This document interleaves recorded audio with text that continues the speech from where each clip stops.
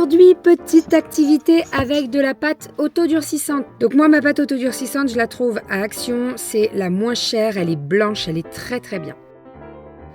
Donc là, l'idée, c'est de faire différentes formes, des ronds pour mettre sur les emballages cadeaux, des petites maisons pour mettre dans le sapin.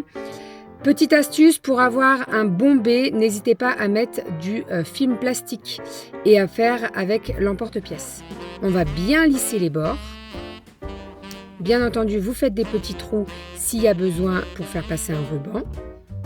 Donc ça, c'est à faire sur plusieurs jours, c'est-à-dire que vous allez faire vos formes dans un premier temps. Il va falloir laisser sécher la pâte autodurcissante pendant au moins 24 heures. N'hésitez pas à retourner de temps en temps pour que ça soit bien plat et que ça ne soit pas courbé. Et ensuite, bien entendu, on va venir décorer tout ça. Une fois que ça a bien séché, on va venir poncer le tout.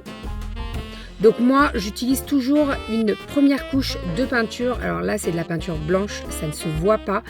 Mais je préfère avoir l'aspect peinture pour après dessiner dessus que de dessiner directement sur la pâte autodurcissante. Ensuite, je vais faire les petits dessins avec un stylo acrylique doré.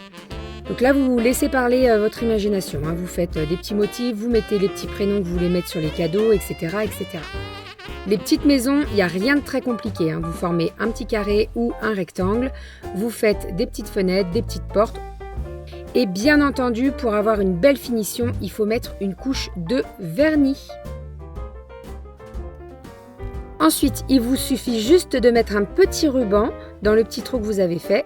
Et ensuite, vous pouvez glisser ça donc soit dans votre sapin, soit sur les emballages cadeaux. Et voilà ce que ça donne dans le sapin.